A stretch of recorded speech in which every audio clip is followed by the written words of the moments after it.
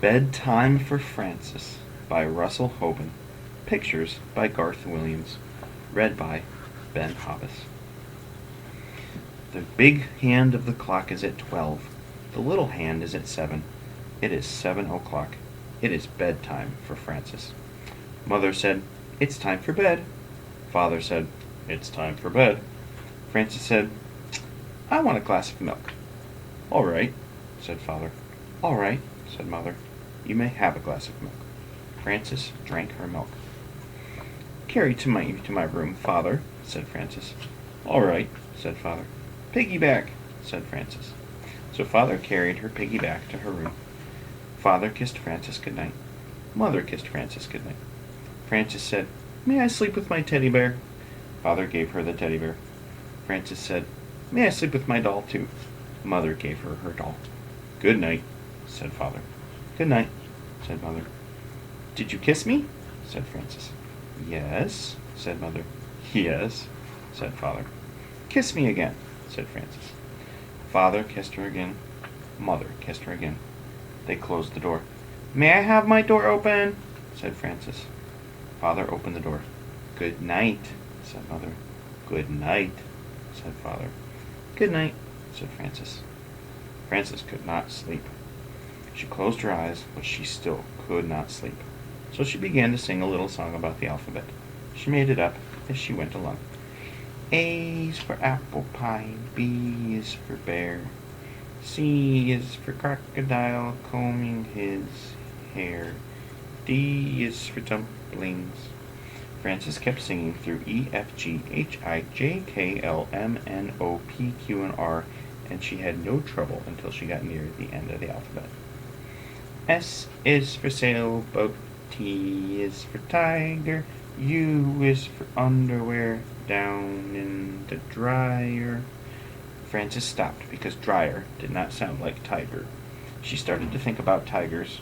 She thought about big tigers and little tigers, baby tigers and mother and father tigers, sister tigers and brother tigers, aunt tigers and uncle tigers. "I wonder if there are any tigers around here," she said. Francis looked around her room. She thought maybe she could see a tiger in the corner. She was not afraid, but she wanted to be sure. So she looked again. She was sure she could see a tiger. She went to tell Mother and Father. "There is a tiger in my room," said Francis. "Did he bite you?" said Father. "No," said Francis. "Did he scratch you?" said Mother. "No," said Francis. "Then he is a friendly tiger," said Father. "He will not hurt you. Go back to sleep." "Do I have to?" said Francis. "Yes," said Father. "Yes," said Mother. Father kissed her. Mother kissed her. Francis went back to bed and finished her song on the way. She closed her eyes again. She still could not sleep. Francis opened her eyes and looked around.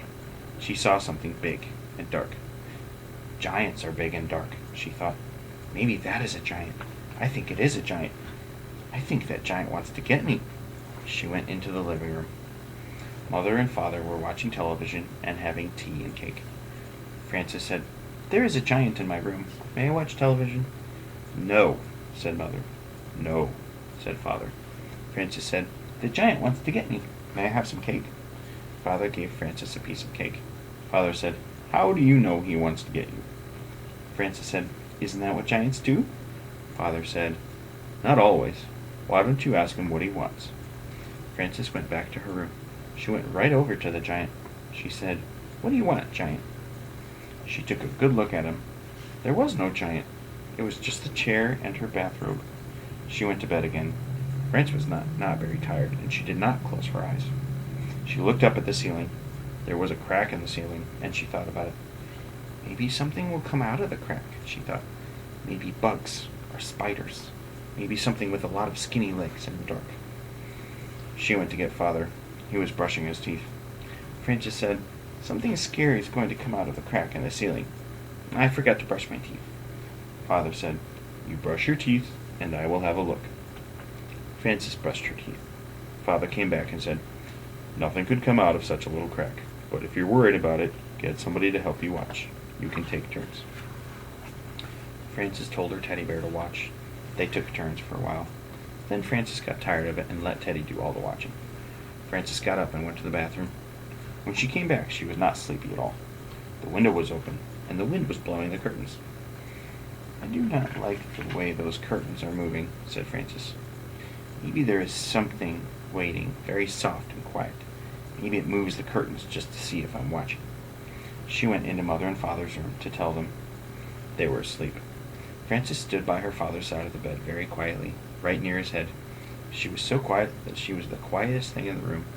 She was so quiet that Father woke up all of a sudden with his eyes wide open. He said, "Mm-hmm." Frances said, "There's something moving beside the curtains. May I sleep with you?"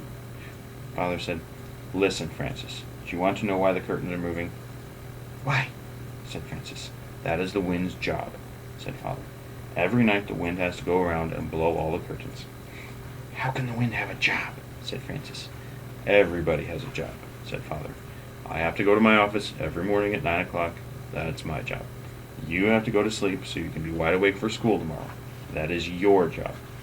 Frances said, "I know, but—" Father said, "I've not finished. If the wind does not blow the curtains, he will be out of a job. If I do not go to the office, I will be out of a job.